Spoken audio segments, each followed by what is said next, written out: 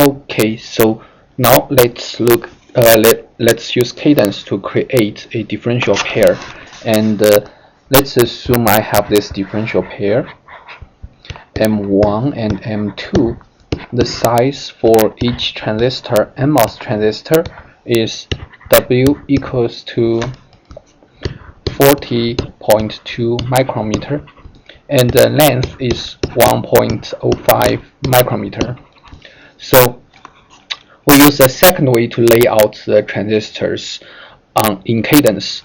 So in this case, for each transistor, we actually divide each transistor into 4, and for each sub-transistor, we use a width of 1/4 of the original width, that is 10.05 micrometer. Okay, let's switch to cadence. So I open up my cadence, create new cell view, and the schematics, create demo, class demo, div pair, layout, schematic, and on the schematics, I add 2 NMOS transistors. Choose NCSU analog parts. Find N transistors, NMOS 4, and I edit the property. Note that we have to change the multiplier to 4, and for the width, I use 10.05 micrometer. For length, that is 1.05 micrometer. So remember that in this process, we have to set multiplier to represent the parallel combination of several transistors. So for each transistor, I use a single finger width as 10.05 micrometer, and I use 4 multipliers so that I have a total width of 40.2 micrometer. So now add this transistor to my schematics, and I copy it to the other side. Use F3 to bring out the property of copy and click sideways to flip it. So now this is the differential pair. And I connect the source together like this.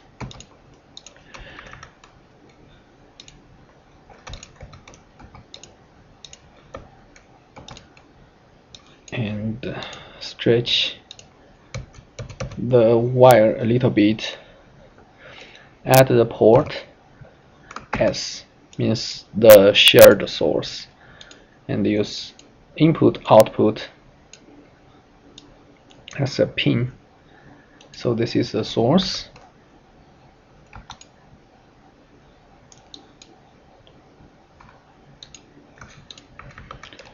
and for the body, remember that for NMOS, the body should always be tied to ground.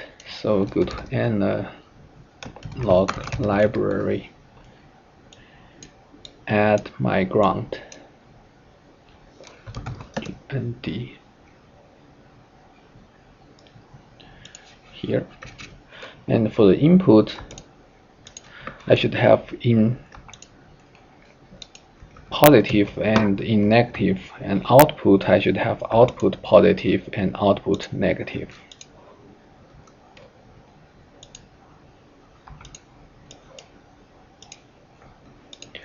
And when I use the button P to add the pin, there is a small trick. When I have multiple pins to be added, I can type the name all at once. Just use a space between different pins. And for the input pin, I should change the direction to input. So now I add the negative input pin and the positive input pin, and also add the pin for the output. negative, out, positive. Remember that common source transistor, positive in corresponds to negative out.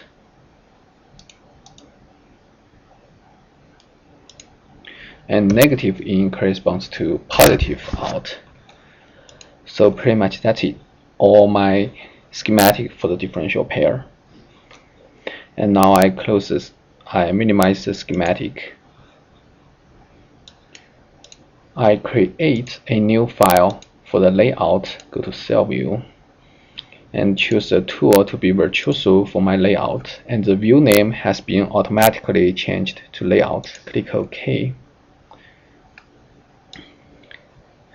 And on the opened layout window, I use button I to add transistor. And I have to use the library of AMI06. Find the MOS transistor layout, add it here, and use Shift F to bring out the details of the layout, and use Q to change the property and switch to parameter. Multiplier, I set it as 4, and width use 10.05 micrometer. And the length use 1.05 micrometer. Apply. Okay, here we go. We have the first part.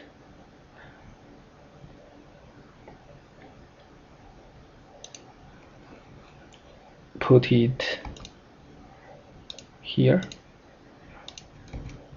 Move it to the top side. Okay. And next, I'm going to copy paste the same thing to the bottom side. And a lot of times we use the center point as a reference point so that everything can be laid out in a symmetric manner. So now I measure the distance. Use button K to measure the distance from the center to the top transistor, and I give it 2.4 micron distance. So for the bottom one, I should also have 2.4 micron. So I move the bottom one a little bit. Now that is 2.4 micron. And go back to our drawing. Now we have taken care of the active region, the 4 transistors on top and 4 transistors on bottom. So now we have to make connections for the source, drain, and gate. So the easiest we can do is for the source.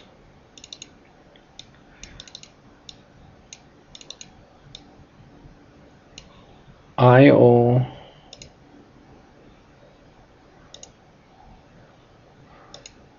find the LSW window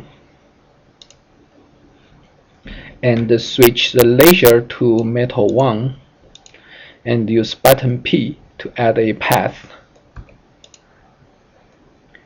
to connect the sources together. So look at the transistor.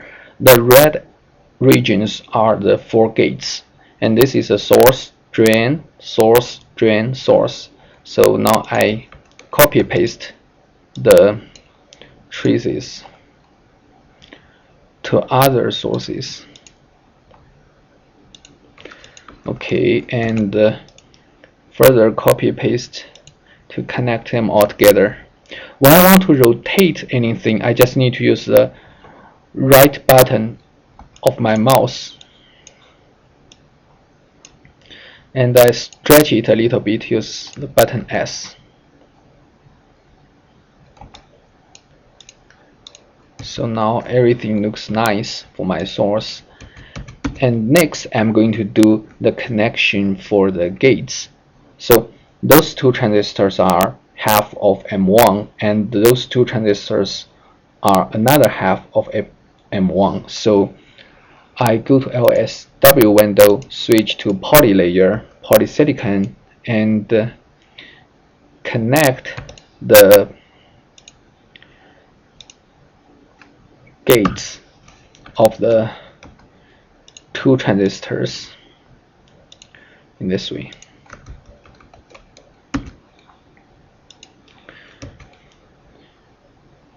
And if I want to minimize the resistance, I can slightly increase the width of the path from maybe 0.6 to 0.9 micrometer, and move it a little bit to get everything aligned.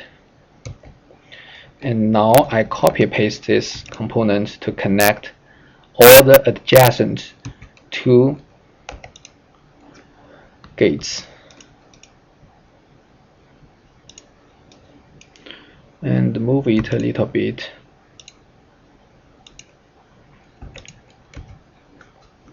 And I want to make sure this distance from here to here is the same as the bottom side, so that I have good matching. So I measure the distance from the edge of my active region to the polysilicon, that is 2.4 micrometer. So go down, I get another 2.4 micrometer, and I have to move this component a little bit. Okay, now copy paste it to the other side. Okay, and now I have to connect those two transistors with those two transistors. So I use button O to add a contact from metal 1 to poly. And this contact, I put it over there.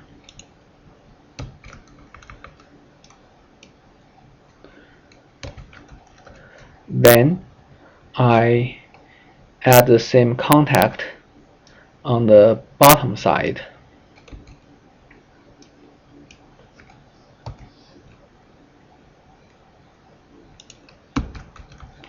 And I use metal 1 to make a path from one contact to another.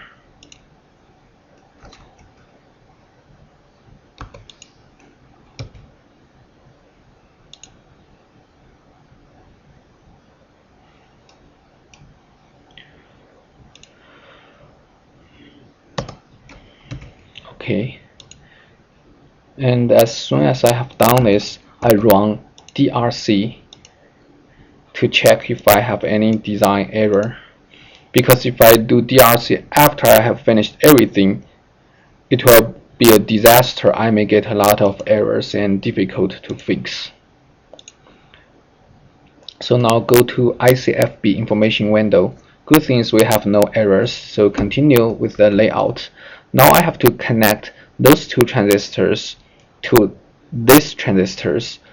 So I cannot do the same thing by adding a poly to metal 1 contact here, because in that way those two transistors will be shorted together. So I extend this gate using polysilicon a little bit,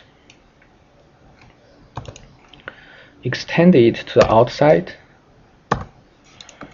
and makes the width the same, so I change it to 0.9 micron. Okay, then add the contact,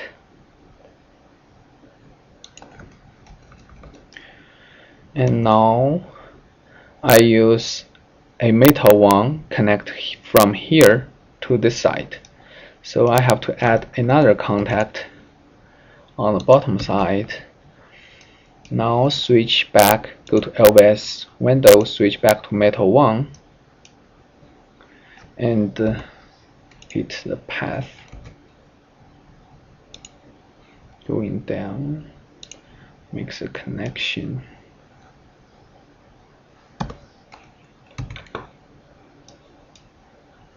Okay, like this. So now the gates have been taken care of. The last thing is for the drains.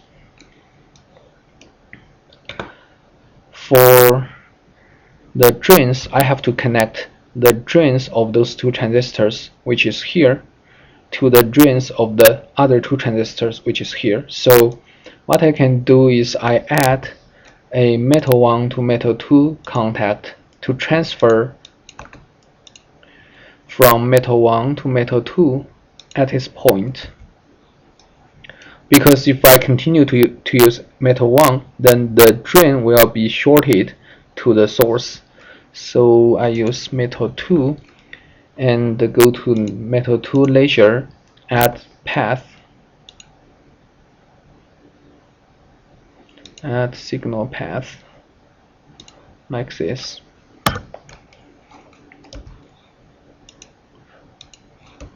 Okay, and the last thing is for the drains of the other two transistors, I need to connect them together. What I can do is I can use metal 1 to metal 2 contact, and then metal 2 to metal 3 contact at this point, and also transfer this point to metal 3, and make a connection inside from here to here. However, in that way, I may have a lot of coupling because at this point I have metal 1, metal 2, and metal 3, each conducting different signals, and I may have large paralytic capacitance. So in order to avoid that, I use another way to connect the drain. Again, I'm using metal 2, so add a contact for metal 2 and put it like this.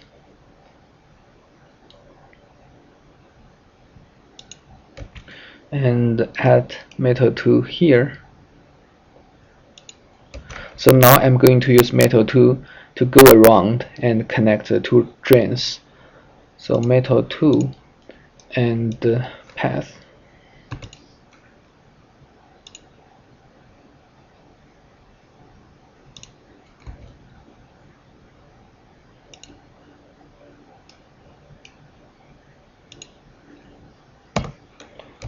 Okay, it should be noted that actually the most important thing in matching is the active region. So you can have some slight mismatch in the layout for the traces.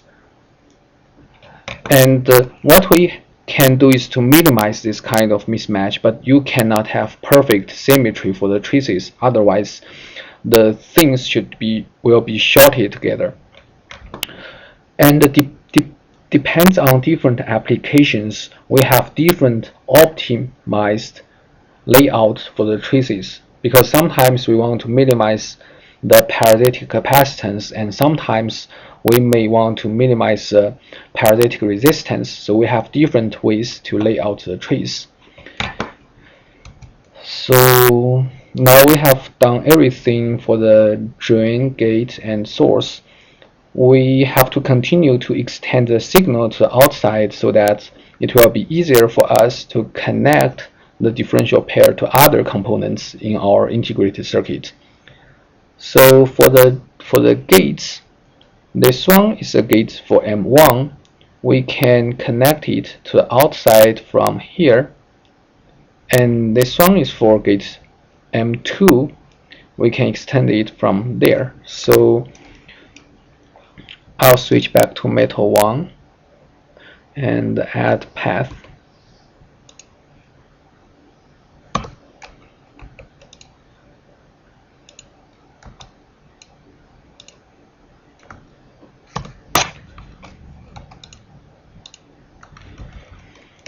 And for the source, we can add metal 1 to metal 2 contacts in this way.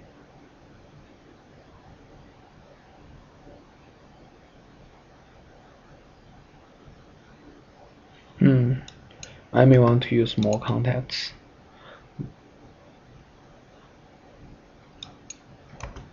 Because if I have 3 contacts, there will be a gap on top of my contact with the metal 1 of the source, and that will give us some DRC error. I'll show you this later. So let's assume we have 3 contacts for the time being, and I can use metal 2 to extend a path for my source to the outside. So this is the source, gate, source, and drain. Finally, for the drain, this one we can extend a metal 2 for the drain, and the other one we can extend metal 2 from this side for a drain. So perfect. So I'll copy paste my metal 1 to metal 2 contact to the other side, and use metal 2 to draw a trace to extend my drain.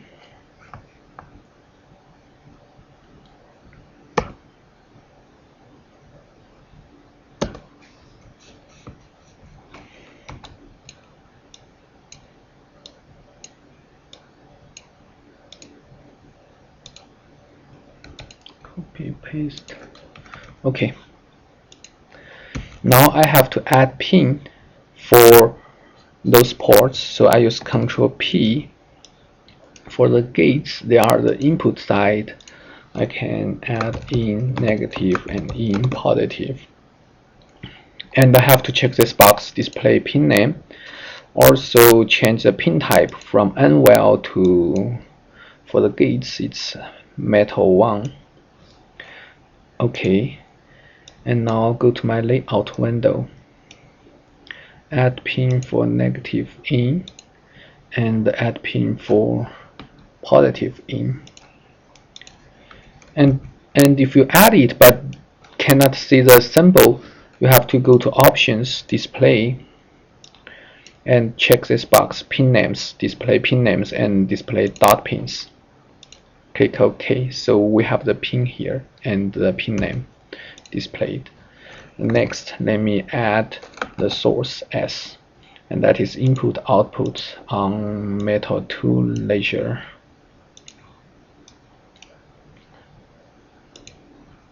Source. Okay.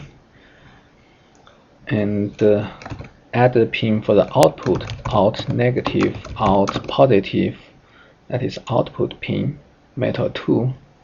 And remember that for this transistor, we have already signed the gate as in plus, so the drain of this transistor should be out negative, and the other drain should be out positive. Okay, that's it. And now go to verify DRC, click OK, go to ICFB summary window. Oops, I've got no errors. That is unexpected. So let's try to make some error. Let's see. Let's say if we have four contacts like this, and now I'm very confident we will have an error here. And let's try verify DRC.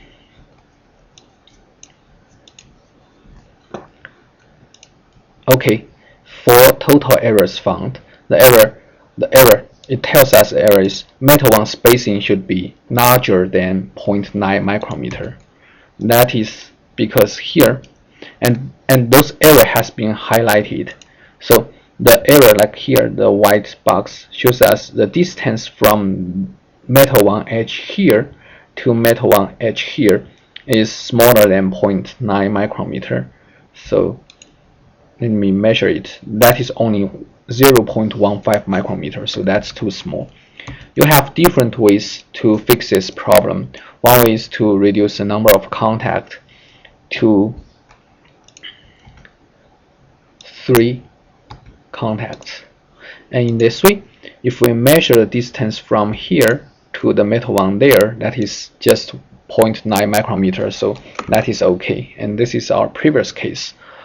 Or you can choose metal 1 laser and use R rectangle to draw a metal 1 rectangle to cover the whole region so that you don't have this kind of gap. And now if we still have 4 contacts, then because I have drawn a rectangle metal 1 to cover this region, I suppose there should be no error, so DRC, click OK, go to ICFB. Yeah, total errors found 0. That is good. So we have finished the DRC, and let's go to verify extract. Click OK, and go to library. This is my cell, and here we go. We have the extracted view. And on the extracted view, the background is still my layout, but we have the MOSFET labeled here, showing that the computer can extract the MOSFET. That way we have put, and we have 4 MOSFETs here, 4 MOSFETs here, and they are combined to form the differential pair. So now let's go back to the layout window and do the LVS.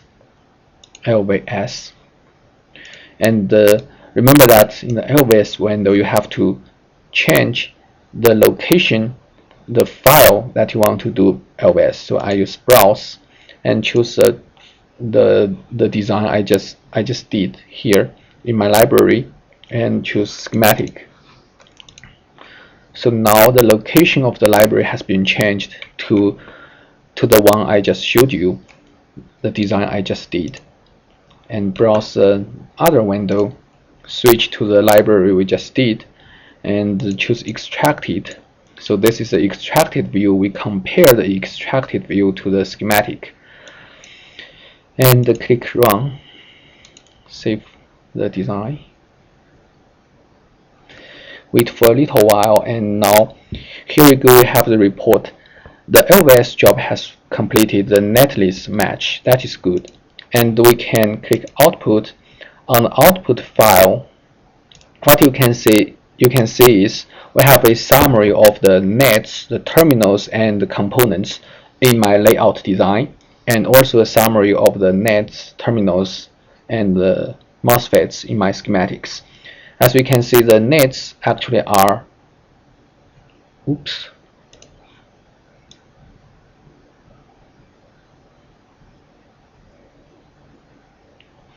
okay, the nets are actually the same, and the terminals, there is one difference, but that is not a critical factor, so we still passed the LVS.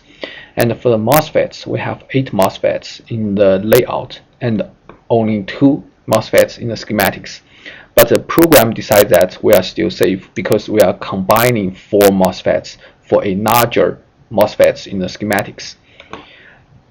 So we have 4 MOSFETs in parallel to form a larger MOSFETs, and the 2 larger MOSFETs form the differential pair. And here it tells us a netlist match. And also we can track the information of where we did the design. So on the home directory, and this is my username.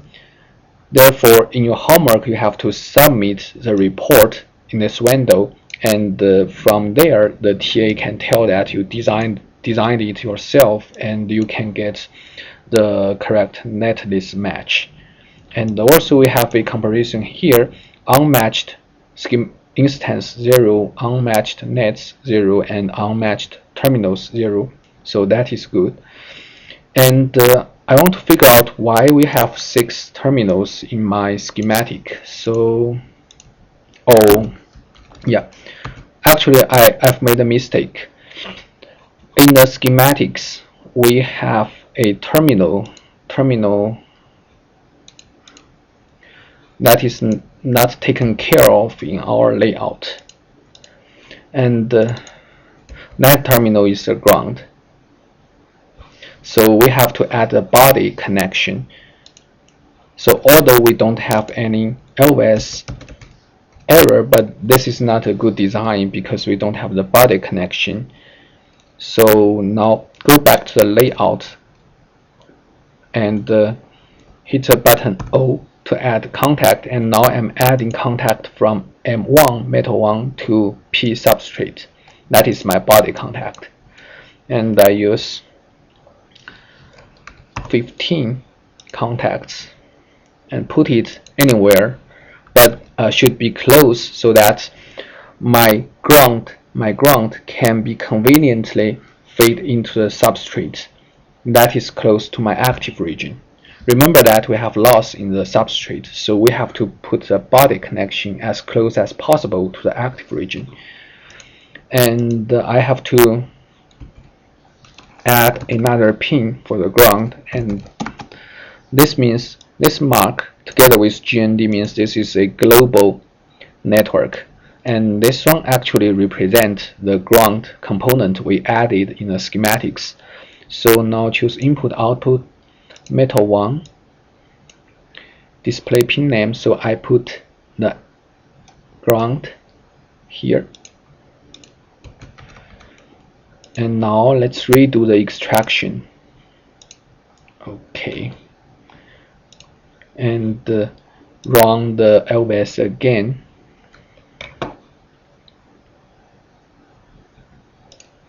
And open up the output. Okay, now I have 6 nets in my layout, 6 terminals in my layout, and also 6 nets, 6 terminals in my schematics. This is the real matching, the final result. And still we have different numbers of MOSFETs, but that is okay as long as we have the correct connection. So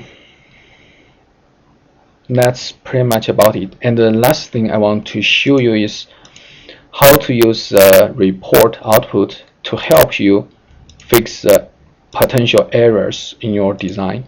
So let's assume if in my schematics I don't have the correct connection, my schematic looks like this.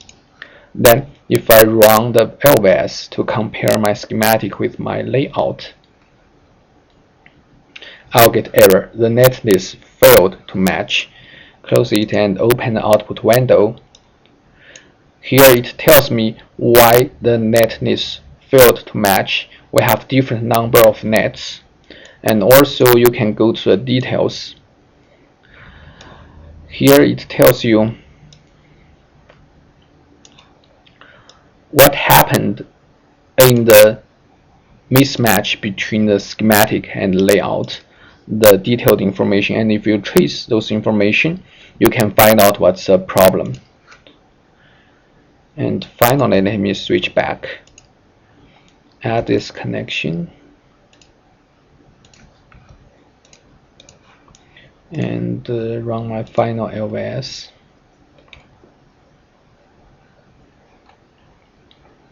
So now again the netlist match. So we finished the layout for the differential pair. Okay, and that's all on the advanced layout of differential pair. Hope you can follow every step and try out the layout LVS by yourself. Enjoy, and if you have any questions, send me email anytime. Thank you.